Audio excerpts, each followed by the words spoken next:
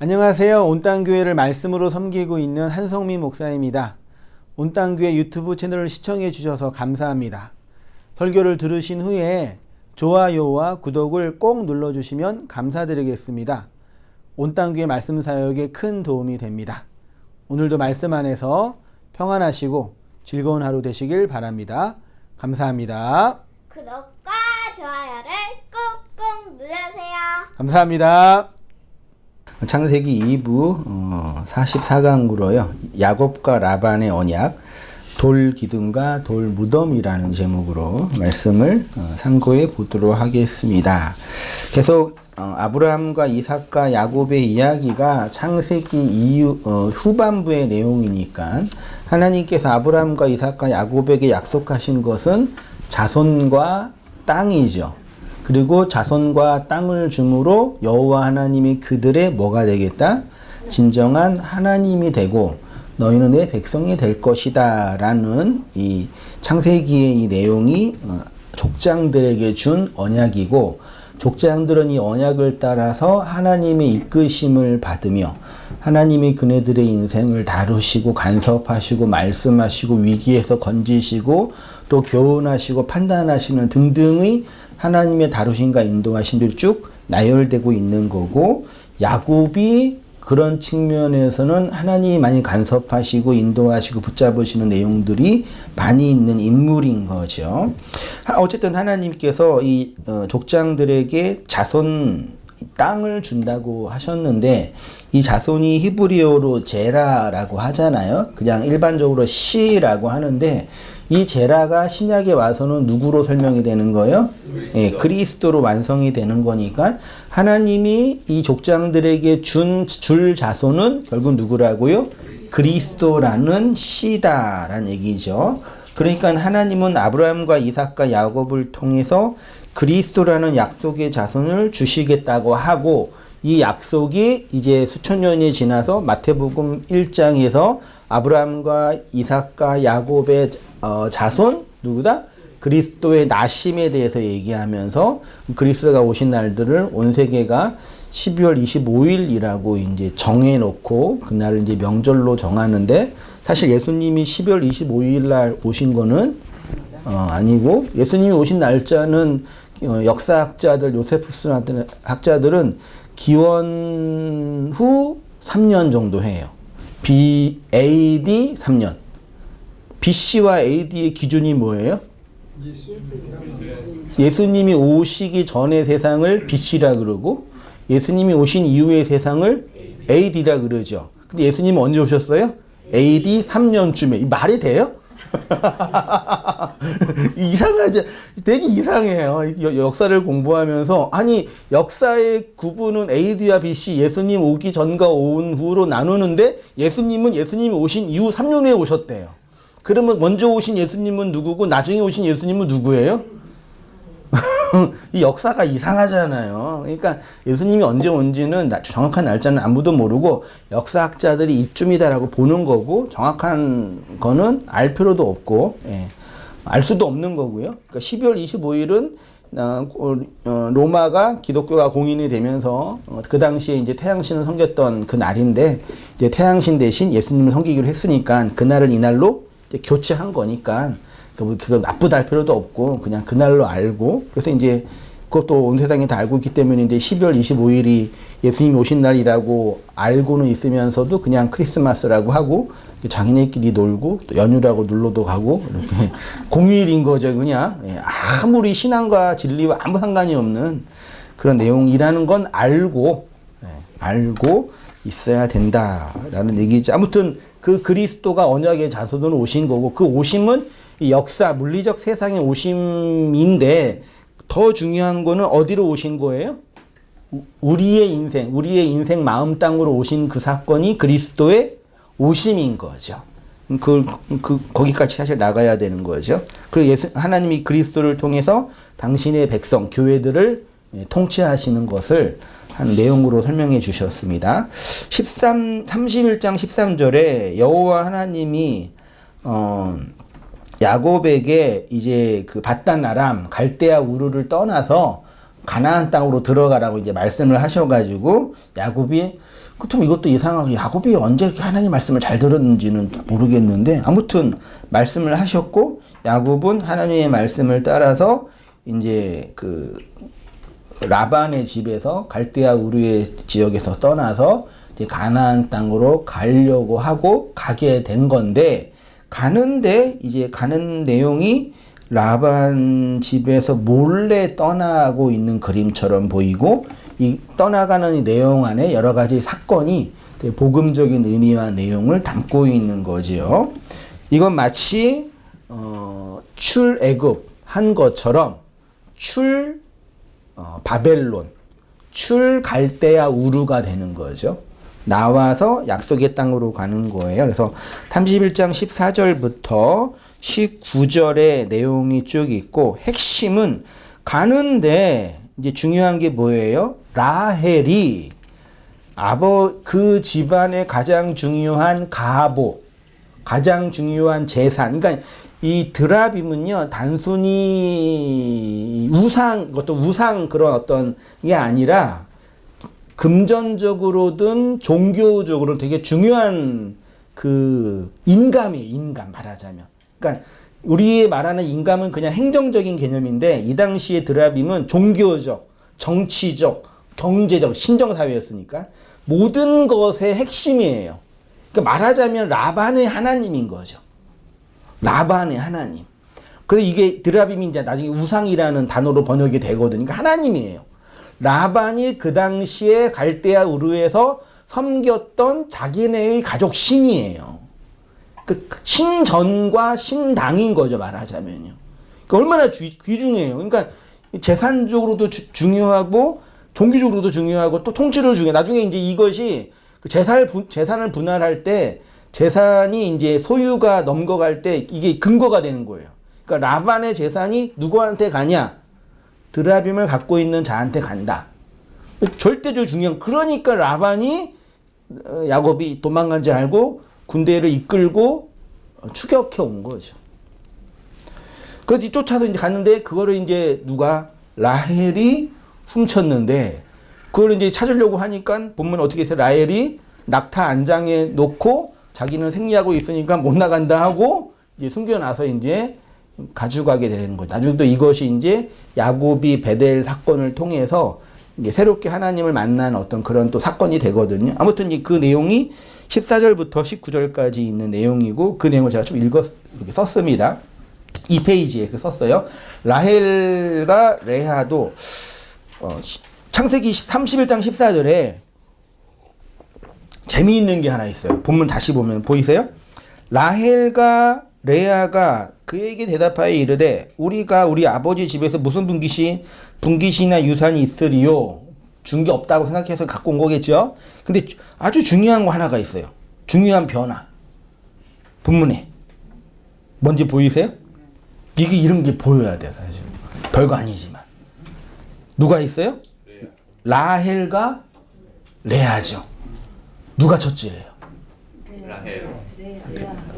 레아가 첫째죠. 라헬이 둘째고. 그렇죠? 근데 갑자기 누가 첫째가 됐어요? 라헬이 첫째가 되고 레아가 둘째가 되는 것처럼 보이죠. 이거 별거 아니겠지만 중요한 의미가 있을 것 같기도 하는데 넘어가고요. 그냥 읽어봤습니다. 그렇게요. 그래서 이제 드라빔을 이제 훔쳐서 가지고 가는데 이게 이제 종교적이고 경제적인 상속권의 물건입니다. 그래서 이제 처음에는 물리적인 충돌이 있을 만한 상황이었는데 그때 누가 나타나요? 하나님이 라반에게 나타나가지고 뭐라 그러셔요? 야곱을 건들지 마라 하셔서 이제 야곱을 건들려고 했지만 화가 나가지고 건들려고 했지만 하나님이 경험해서 이것도 신기해요. 그래서 이제 언약을 맺게 되는 이야기가 본문의 내용입니다. 31장 23절에 이렇게 표현되어 있습니다. 라반이 그의 형제를 거닐고 며칠 길이요? 7일 길을 쫓아가 길르앗산에서 그에게 이르렀다. 길르앗산에 이르렀어요. 이 길르앗산이 라반과 야곱이 언약을 맺은 갈르엣 혹은 미스바 혹은 여갈 사두 지역이라고 보여지는 거지요. 거기에서 7일 길을 쫓아가서 7으로 쫓아간 거예요. 이 쫓아가다라는 히브리어가 뭐라고요? 라다프예요. 이 라다프가 구약 성경에서 아주 많이 중요한 의미로 표현되어 있는데 단어적인 뜻은 뭐냐면 뒤따르다, 예, 추적하다. 괜찮죠? 근데 이제 확장돼서 괴롭히다. 나중에 이제 박해하다. 이렇게 이제 번역이 됐습니다. 다른 한편으로는 그래서 이 라다프는 하나님이 당신의 백성을 추적하는 거.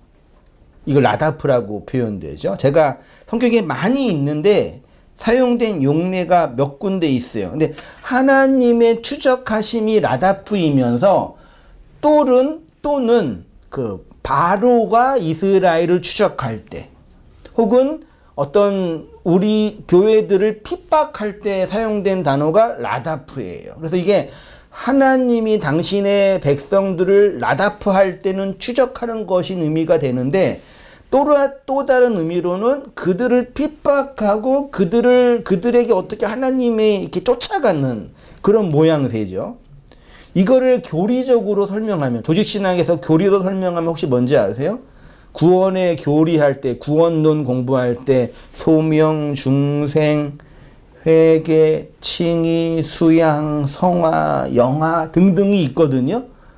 이 낯선 이 표현. 신학에서는 그러는데 그 구원의 서정을 설명할 때 마지막에 뭐가 있냐면 하나님의 구원에 뭐가 있어요?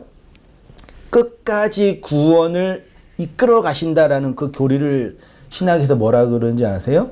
하나님의 견인이라 그러거든요. 신학책도 보긴 봐야 되는데 그 견인은 뭐 견인차가 끌고 온다 그런 뜻이 아니라 하나님이 반드시 당신의 백성을 그 구원을 견고하게 이끌어 가신다예요.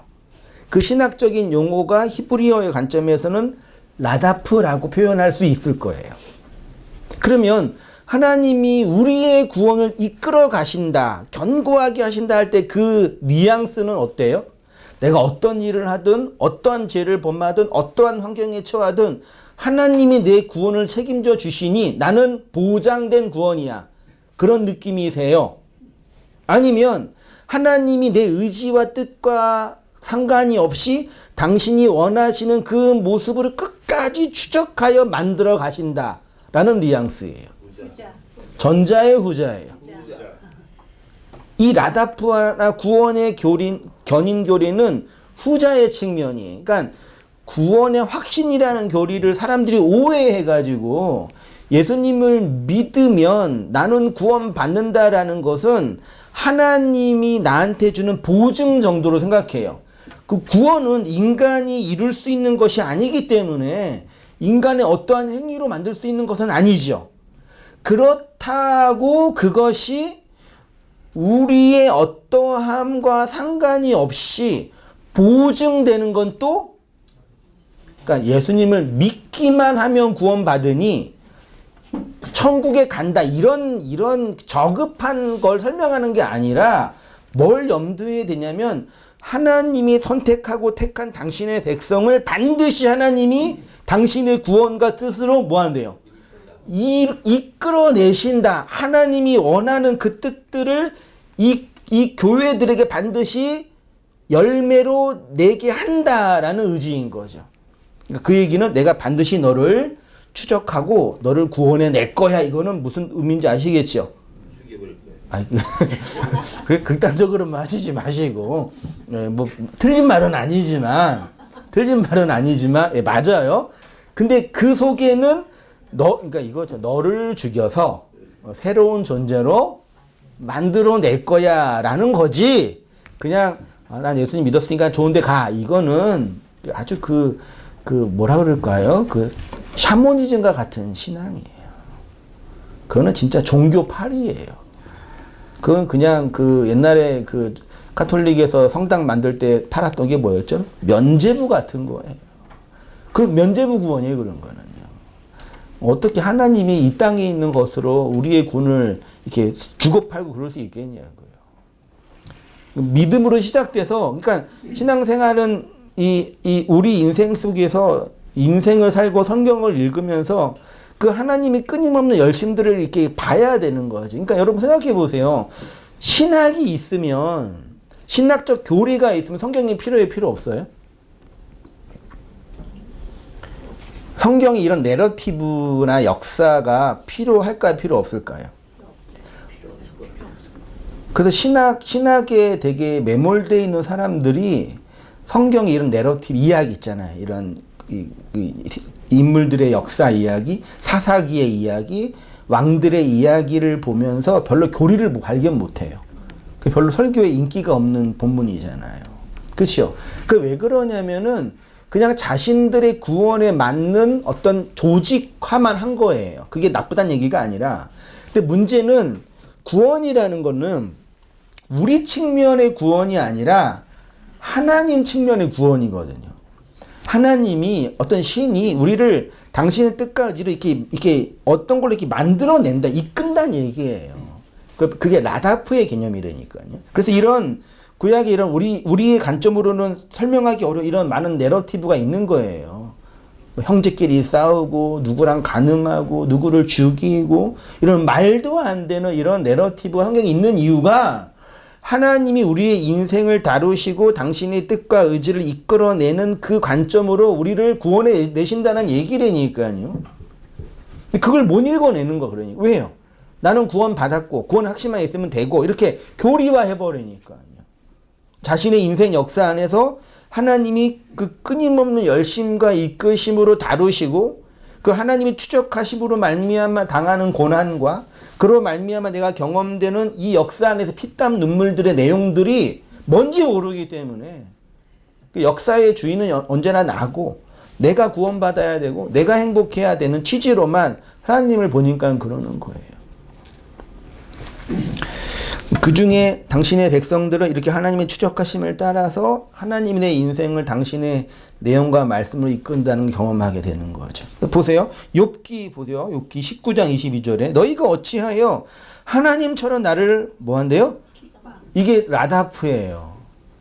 그러니까 욥의 경험 속에서는 하나님이 자기를 뭐 한다고 표현해요? 핍박, 라다프 한다고 표현해요. 이 라다프로 표현했는데 그걸 핍박으로 번역을 한 거예요. 그러니까 단순히 하나님에 대한 원망이 아니라 그 율법의 하나님, 용으로 나타나시는 하나님에 대한 경험인 거죠. 통과하는 거예요. 가야 된다고요. 그 시편이나 이런 시가서가 그런 내용들에 대한 고백이라니까요.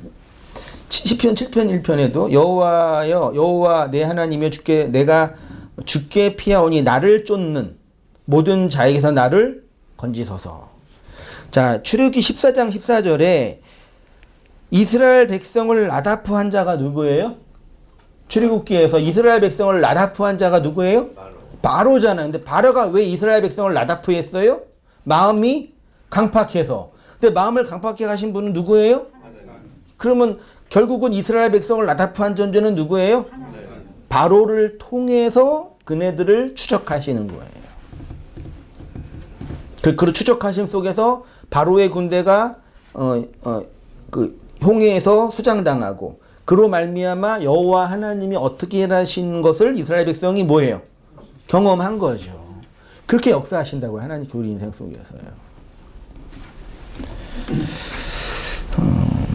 시편 23편 6절에 아주 보편적인 말씀이죠. 나의 평생의 선하심과 인자하심이 정녕 나를 뭐 한대요? 이게 뭐라고요? 라다프 하리니. 이게 다윗의 시죠. 시편 23편은 다윗이 거의 인생 말년에 쓴 시라고 보여지거든요. 자기 인생을 정리해 보니까 내 평생의 하나님의 선하심, 토부와 인자하심, 헤세드가 나를 라다프했다라는 얘기는 내 인생 속에서 하나님이 나를 이렇게 선하고 인자하게 돌보아 주셨다라는 고백이에요? 아니요. 나는 그 하나님 때문에 구원의 확신을 경험하고 살아서 그 고백이에요? 여러분 다윗의 생애를 그 내러티브를 다 알고 계시죠? 정말 다 알고 계시나? 사무엘 상하 다 보셨나? 그 생애 속에서 사울에게 추적당하고 그 많은 고난을 당하고 망명당하고 그 미친 짓 하면서 살았던 그 모습 속에서 그 인생을 정리해 보니까 이 모든 것들은 하나님의 선하심과 인자하심의 라다프다. 내 인생을 돌아보니까 내 세월이 137년인데 험악한 세월을 살았습니다라는 그 야곱의 고백 속에 그 험악한 세월을 이끌고 추적하신 분이 누구란 얘기예요? 하나님이라는 그 야곱의 고백과 동일한 고백이에요. 말하자면요. 근데 그것이 하나님의 헤세드이고 하나님의 인자입니다.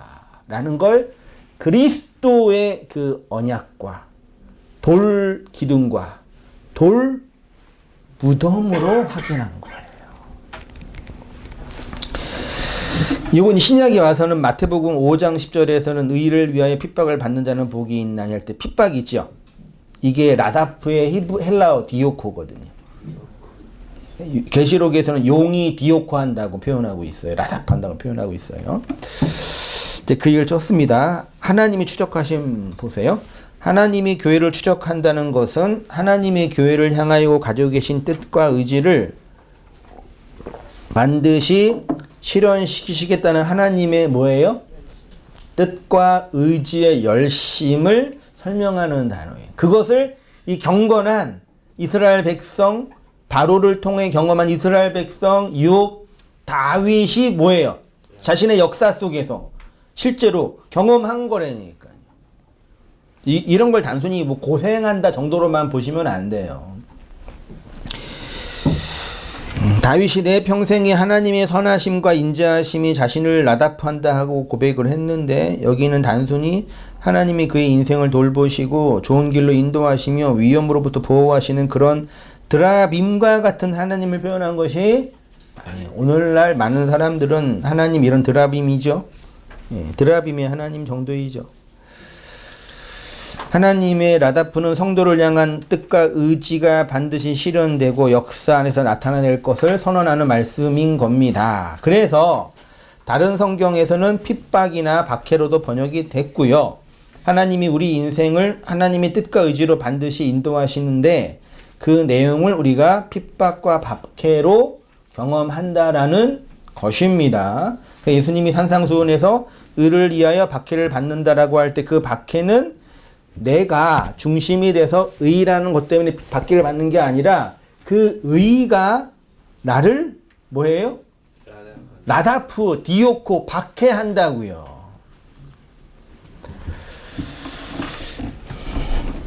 그래서 드라빔을 훔쳐간 라헬이 베냐민을 낳으면서 뭐예요? 죽어요. 베냐민이 막내 아들이 12번째 아들이죠. 12이 완성이 돼서 죽은 것도 있겠지만 베냐민이란 뜻이 뭐예요? 야민 배죠. 오른편의 아들이잖아요. 오른은 뜻이 의잖아요. 의. 라이트가 의잖아요. 우편이 의잖아. 의. 그러니까 의의 아들이 뭐예요? 베냐민이란 말이에요. 그럼 나중에 이제 이스라엘이 여호수아에서 베냐민 지파가 땅을 받잖아요. 기업으로. 기업으로 받은 땅에 뭐가 있어요? 미스바가 있어요. 근데 이 성경이 참 놀라워요. 성경을 쭉 보면은요. 원래 미스바의 이름을 야곱은 뭐라고 불렀어요?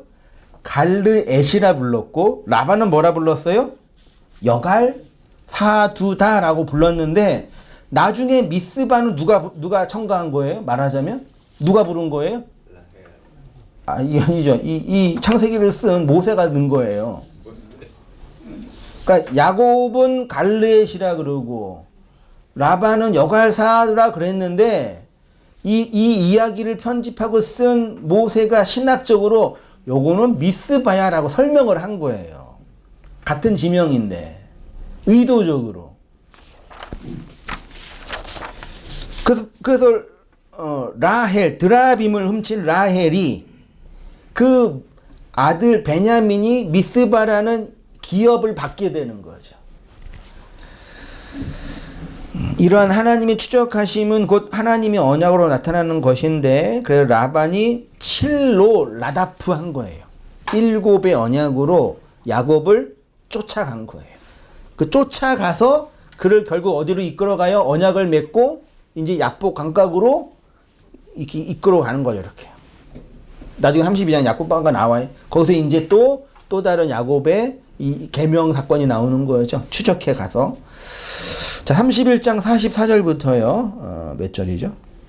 49절까지.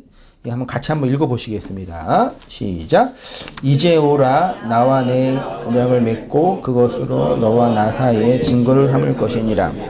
이에 야곱이 돌을 가져다가 기둥으로 세우고 또 형제들에게 돌을 모으라 하니 그들이 돌을 가져다가 무더기를 이루매 우리가 거기 무더기 곁에서 먹고 라반은 그것을 여갈사드라 불렀고 야곱은 그것을 갈레시라 불렀으니 라반의 말에 이 무더기가 너와 나 사이에 증거가 된다 했으므로 그 이름을 갈레시라 불렀으며 또 미스바라 하였으니 이는 그의 말에 우리가 서로 떠나 있을 때에 여호와께서 나와 너 사이를 살피시옵소서 함이라.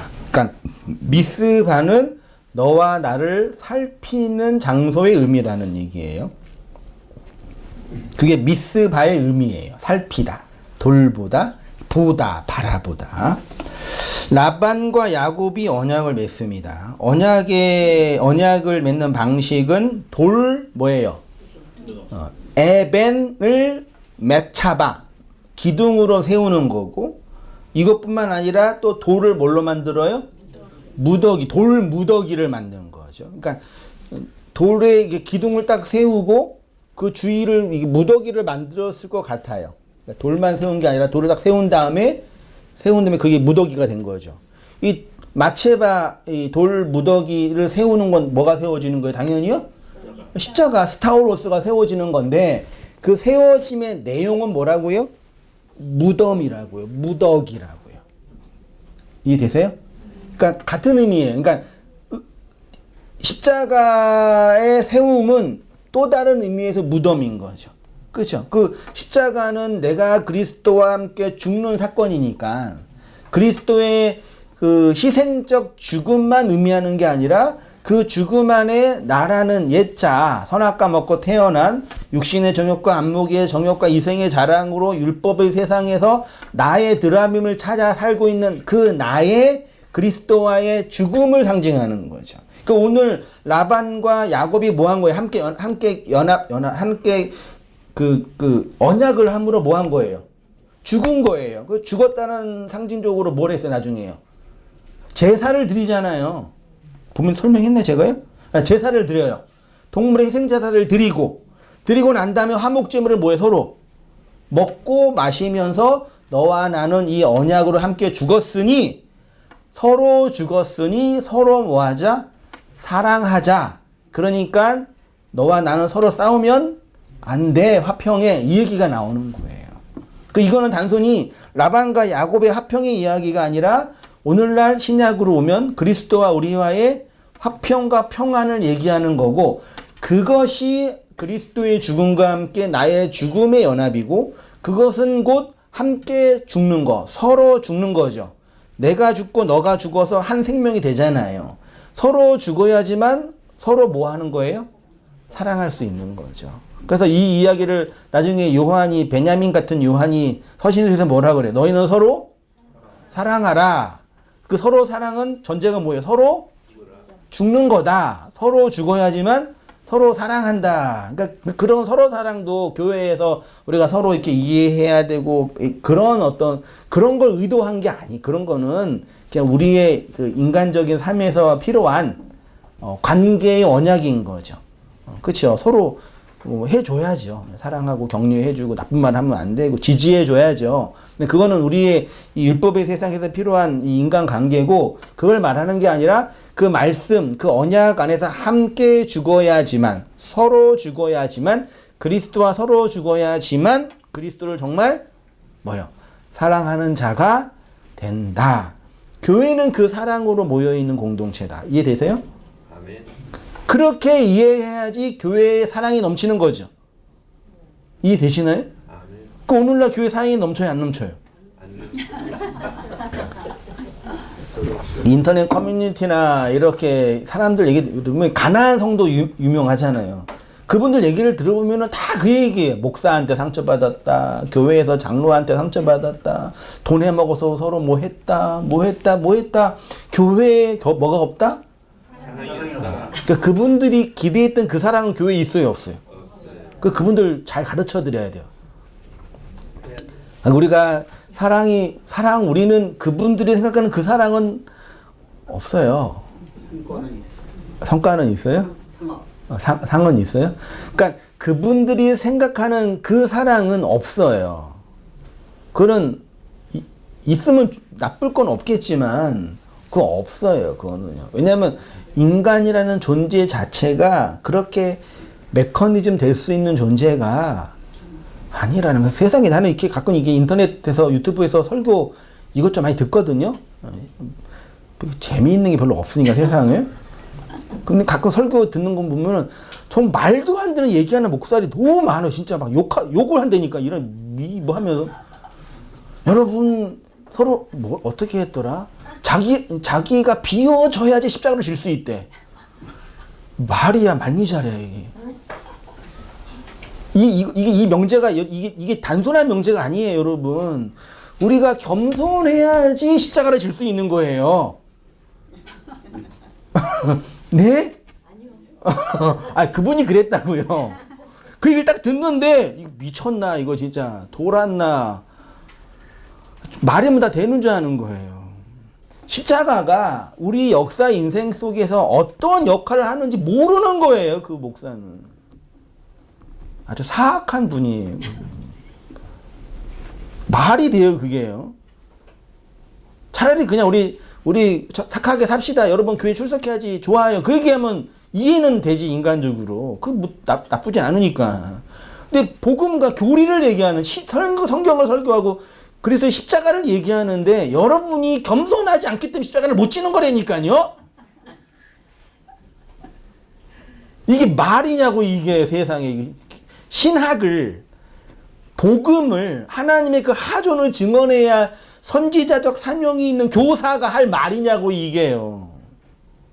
자신의 인생 속에서 십자가가 어떠한 경험을 자신의 인생 속에 했는지를 단 1%도 모르는 아주 사악한 인간이에요. 그 인간은. 윤리 도덕적으로는 저보다 나을지는 모르겠지만 진짜 나쁜 사람이에요. 제가 이런 걸 그냥 열받는 거 보면 저도 좀 이상한 사람인 것 같더라고요. 딱 듣는데 지나가면서 들었거든요. 아 진짜 과간이에요 진짜. 말이면 다 말인 줄 알아. 기본적인 그 신학적 복음적 이해가 없는 거예요. 그 복음이 우리의 이 선악 지식을 먹고 자기 욕망을 따라 살고 있는 나를 어떻게 이끌고 가신지를 모르는 거예요. 어떻게 그럴 수가 있어요. 공식적으로 설교하는 목사가. 더 슬픈 거는 그런 게 태반이란 얘기예요. 뭐 하다가 바로 목사 욕했어요, 제가. 그 하나님의 열심과 이끄심으로 이끄시는 거죠. 그러니까 돌 기둥과 돌 모둠을 세우고 함께 먹고 그곳 이름을 여갈 사하두다 갈르헷 그리고 미스바라고 했습니다. 이 얘기는 마체바에다 그랬네요. 그 다음에 무더기, 돌 무더기 있죠. 무더기가 히브리어로 뭐라고요? 요거 좀 보셔야 돼요. 갈이라는 각주 8번에 갈 있죠. 갈. 이게 1530번에 갈이라고 되어 있어요. 무더기 뭐 그럴 때 있는데 여기 이제 어디서 유래했대요? 갈날 이게 뭐 쌓아 올린 것 뭐 파도 이런 뜻이 있대요. 갈날 하면 기억나는 거 혹시 있어요? 길갈 기억하세요? 네. 같은 단어, 같은 에서 나오는 단어예요. 예. 네. 이게 이제 갈이란 뜻이고 이 갈르엣이 아람어로 가면 뭐가 된다고요? 골고다가 돼요. 이 골고다와 같은 히브리 어원이 아골이에요. 아골은 뭔지 알죠? 예. 여호수아 7장 1절 이하에 보세요. 이스라엘 자손들이 온전히 바친 물건으로 말미암아 범죄하였으니. 이게 뭔지 아세요? 이스라엘 백성이 가나안 정복 전쟁할 때 여리고 성을 무너뜨렸죠. 거기를 다 헤렘 멸망시켰잖아요. 근데 거기 있는 모든 사람, 동물, 물건 다 불태웠잖아요. 그게 하나님께 바쳐지는 거였죠. 근데 아간이 거기에 있는 물건을 취하여서 자기 주머니에 집어넣고 집에 간 거예요. 그것 때문에 아이 성에서 실패했잖아요. 하나님께 물어보니까 어떤 놈이 그거를 훔쳐가지고 니네가 진 거야 그래가지고 아간이 나와서 아간을 돌무더기로 죽여버린 거예요. 그게 아골 골짜기가 된 거죠. 그러니까 이거를 전쟁에서 취한 거는 누구한테 바치는 거예요? 하나님께 바쳐지는 거예요. 그러니까 하나님이 야곱의 재산을 어떻게 증식시켜 줬어요? 라반의 재산을 빼앗아 야곱에게 준 거잖아요. 그거는 전쟁에서 취하여 세운 거란 말이죠. 그러니까 하나님께 드려지는 거예요, 이게요. 이게 헤렘이라는 개념이거든요. 그게 아골, 그게 골고다, 그게 길갈, 갈르엣, 여갈사두다, 미스바 같은 내용이라는 얘기죠. 그러니까 다 이해가 안 되면 언약의 돌로 세워져서 무더기가 된 거죠. 돌무덤. 네, 돌무덤. 그게 그리스도의 십자가고 나의 죽음이고 그게 성전이고. 그거를 지금 야곱과 라반이 언약으로 세운 거예요. 자, 4페이지로 가셔서 그걸 제가 썼습니다. 모세는 이스라엘 자손들이 온전히 바쳐진 물건으로 말미암아 범죄하였다고 합니다. 여기서 온전히 바친 물건은 여리고 성에서 얻은 전리품을 뜻합니다. 전쟁에서 취하여 하나님 것이 된 거죠. 그러면 율법의 세상에서 하나님이 여호수아라는 예수 그리스도를 통해서 전쟁에서 취하여 하나님 것으로 바쳐진 존재가 누구예요? 그게 여러분이라고요. 그게 우리라고요. 취하여 하나님 것으로 드려진 자요. 그게 아골골짜기 말하는 거라고. 이렇게 취하여서 헤렘 죽는 자들이 뭐라고요? 교회라고요. 그 얘기를 하는 거라니까요. 근데 하나님은 그것을 도둑질이라고 표현했고요. 그로 말미암아 아간과 그의 가족과 그의 물건이 돌무더기가 됐습니다. 근데 오늘 본문에서 아간처럼 도둑질한 자가 누구예요? 예, 라헬이죠.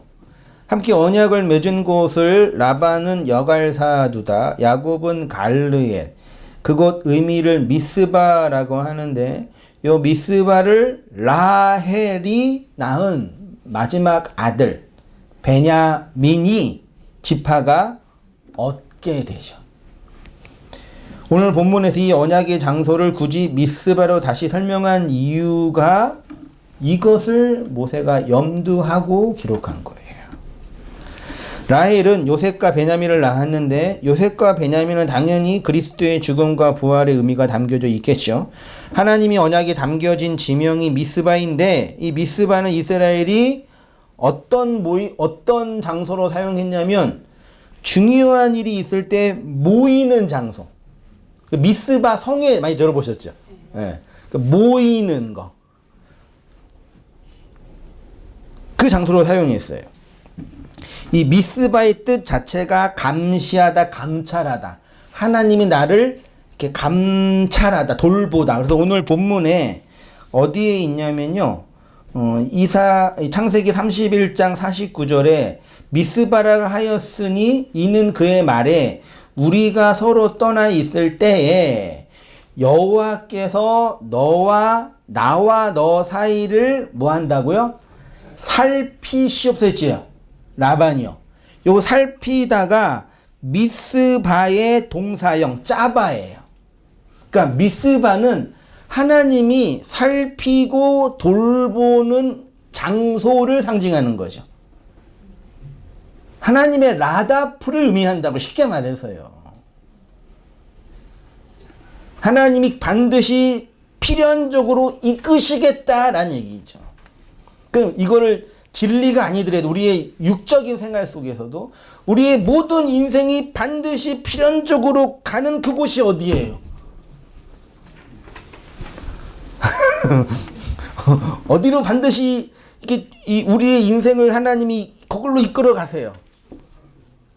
어디로 이끌어 가세요? 죽음으로 이끌어 가시잖아요. 우리의 이 육체도 결론은 이미 정해져 있고 진리가 아니더라도 설명해 주시잖아요. 반드시 우리 인생들 이 땅에서 어떻게 살든 간에 그 죽음이라는 그 무덤의 장소는 반드시 하나님이 추적해내서 이끄신다라는 얘기죠. 그렇죠? 어떤 인생도 이 죽음 앞에서 자유로울 수 없고 어떤 인생도 죽음에 차별이 없죠. 물론 살아가는 동안은 부자들은 좀 여유롭고 가난한 사람은 팍팍하게 살지만 그 죽음이라는 그 무덤은 종착역은 이미 다 정해져 있는 거예요. 그래서 모든 철학의 시발점은 이 죽음이에요, 사실은. 죽음 앞에 서 있는 인간의 이 존재의 모습. 그러니까 니체나 무신론적 실존주의 철학자들은 인간의 삶에 의미가 없다라고 했거든요. 어떻게 표현하면 우리는 우연하게 태어나서 의미 없이 죽는 존재들. 멋있죠? 멋있어요. 반기독교적인 표현이지만 거기에 의미를 둔 거죠. 아무리 그네들이 고민해 봐도 우리의 결론은 죽음이고 이 땅에서의 가치는 죽음에 비춰볼 때 다 제로가 되는데 뭐한 의미가 있겠습니까? 진짜 철학적인 깊은 사유이니까요. 이미 말씀해 주신 거예요. 네 인생들은 반드시 그 죽음으로 이끌어 간다. 그 모든 생명은 이 죽음에 항거하는 존재들이잖아요. 우리가 살아있음의 증거가 뭐예요? 죽음과 뭐 하는 거예요? 싸우는 거죠. 죽음의 기운이 항상 이렇게 오잖아요, 우리 인생 속에. 그치? 나이가 들어가는 게 죽음의 기운이 오는 거잖아요. 조금 오고 많이 오고. 노화가 죽음의 기운이잖아요. 죽는 얘기하면 별로 기분이 안 좋으신지 모르겠는데. 거기에 항거하는 게 생명의 힘이잖아요. 그치만 그 항거는 결국은 죽음으로 귀결되죠. 우리의 모든 이 육체의 인생, 보편적으로. 그 진리로 보세요. 진리적인 측면, 육체가 영으로 보세요. 하나님이 우리를 반드시 그 여갈사두다. 미스 바로 뭐 하시는 거예요? 무덤으로, 무덤의 돌무더기로 이끌어 가시는 거죠. 하나님이 뭐라고요? 라다프라고요. 거기에서 죽고 살아나온 자들이 그리스도들이라고 표현하는 거예요. 이해되시죠? 네. 이 복음의 내용 우리가 지적으로도 이해하지만 우리의 마음으로 받아들여야 돼. 우리의 인생 역사 안에서 체휼해야 돼.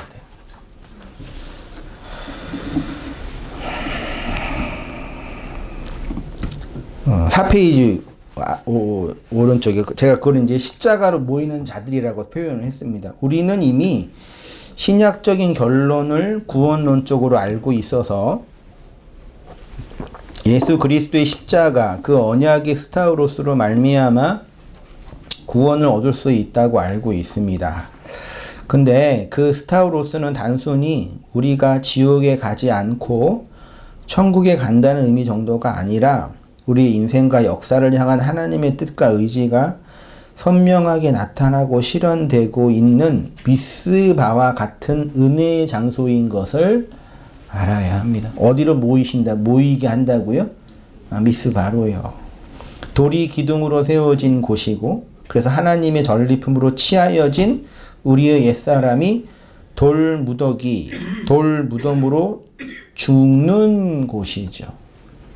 하나님의 구속의 전쟁에서 전리품으로 치하여진 자들은 반드시 그리스도의 죽음 안에서 죽는 그 죽음이 있는 거죠. 그래서 아간은 필연적으로 죽어서 돌 무더기로 세워져야 되는 거죠. 아간이 나쁜 사람이 아니에요. 그 아간은 가나안이라는 우리의 마음 땅을 정복하여 반드시 죽게 될 우리의 옛사람이며 육신의 정욕과 안목의 정욕과 이생의 자랑으로 살아가는 자들이기 때문이죠. 그런데 그 돌무더기인 미스바는 단순히 죽음의 장소만을 의미하는 것이 아니라 하나님이 뭐 하시는 거라고요? 라차, 짜빠 혹은 라다프, 돌보시고 감찰. 이게 미스바가 동사형이 짭한데 이게 돌보다, 지켜보다, 망보다, 감찰하다 그런 뜻이에요. 그 하나님이 이게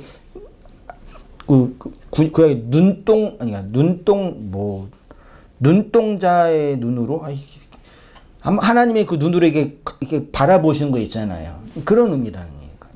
이렇게 그 스포트라이트가 딱 비치는 것처럼 지대한 관심과 의지를 바라보시는 하나님의 의지. 근데 그 속에서 하나님의 미스바로 감찰을 경험한 자들이 진정한 샬롬, 언약의 화평의 언약, 화목의 언약, 화목의 제사가 이루어지고 함께 뭐예요? 먹고 마시는 언약이 실현되는 거죠. 창세기 그 결론에 31장 53절에 아브라함의 하나님, 나홀의 하나님, 그들의 조상의 하나님은 우리 사이에 판단하옵소서 하며 야곱이 그의 아버지 이삭이 경외하는 일을 가리켜 맹세하고 야곱이 또 산에서 제사를 드리고 형제들을 불러 떡을 먹이니 그들이 떡을 먹고 산에서 밤을 지내고 라반이 아침 일찍 일어나 손자들과 딸들에게 입맞추며 그들에게 축복하고 떠나 고향으로 돌아갔다. 이게 신약에 와서는 뭐예요? 이거 성찬이라 그러는 거예요. 함께 먹는 거. 이렇게 미스바에서 야곱과 라반이 언약을 맺고 함께 먹었습니다. 그리고 하나님께서 라반과 야곱 사이를 판단해 달라고 요청하며 그곳에서 함께 제사를 드렸어요. 그리고 떡을 먹으며 밤을 새우며 아침에 헤어지게 됩니다. 여기서 제사는 동물의 희생 제사로서 그 언약의 산에서 함께 뭐 한 거라고요? 죽는 거죠. 이것이 라반과 야곱의 화평, 화해입니다. 동물의 죽음은 자기의 죽음이죠. 음식을 먹는 것은 함께 화목하게 된 자를 의미하는 거죠. 우리가 십자가에서 하나님과 우리를 화해시킨 회복의 장소라는 것을 알고 있습니다. 회복과 화해가 있기 위해서는 반드시 뭐가 있어야 돼요? 서로 죽음. 네. 쌍방의 죽음. 그러니까 서로 죽는 게 서로 뭐 하는 거라고요? 사랑하는 거라고. 그쵸? 그 부부 관계가 이 그리스도와 교회의 비밀을 설명하잖아요. 함께 죽어야지 사랑이 되는 거죠.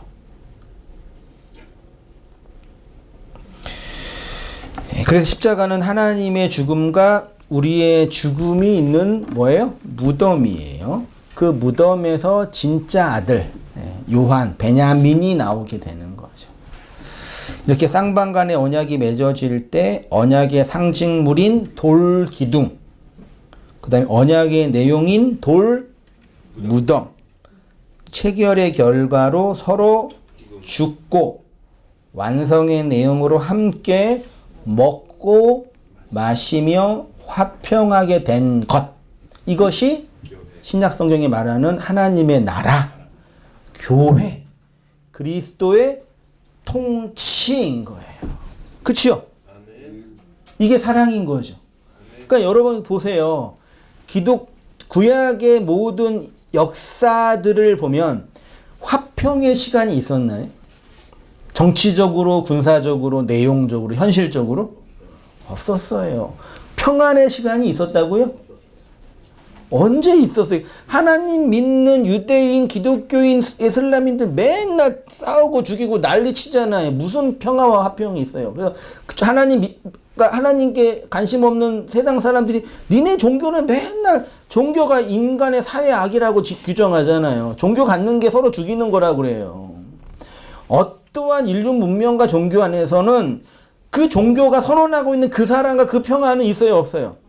없었었다니까요. 근데 그 내용이 이 복음이 실현되고 있는 우리의 이 비밀스러운 역사 안에, 교회들 안에서 하나님의 나라로 이루어지고 있죠. 아멘. 그러시죠? 아멘. 그런다고 생각하셔요? 그래서 예수님이 하나님의 나라는 너희 안에 있다고 선언한 거라니까.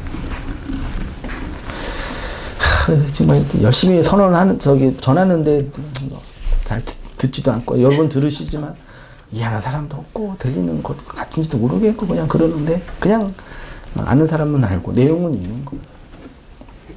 그래서 교회는 이렇게 미스바로 모여서 하나님이 우리 인생을 추적하시고 라다프 하시는 것들을, 그 말씀의 양식을 먹고 마시면서 확인하고, 그것이 샬롬, 평안의 삶을 살고 있는 거죠. 그죠?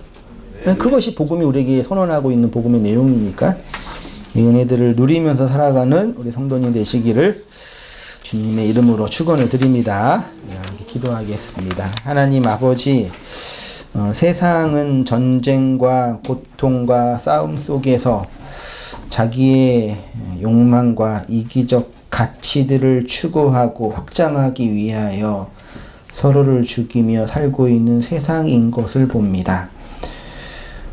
겉으로 드러난 종교와 껍데기의 신학이 우리를 그 복음의 내용으로 이끌지 못하는 것을 경험합니다. 그렇지만 그 말씀 속의 내용이 성령으로 깨닫게 하시고, 그 성경에 기록된 여러 이야기와 역사들의 속에서 하나님의 그 무한하신 열심과 끊임없는 일하심과 라다프의 행하심이 우리 인생의 십자가의 언약의 기둥, 무덤으로 죽어진 무덤 속에서 나온 자들로 완성하고 계심을 보게 하여 주시옵소서. 그리하여서 이 밖의 세상 속에서 우리 안에 진정한 하나님의 나라와 샬롬과 은혜의 평안을 누리게 하여 주시고, 죽음이라는 인생의 절망이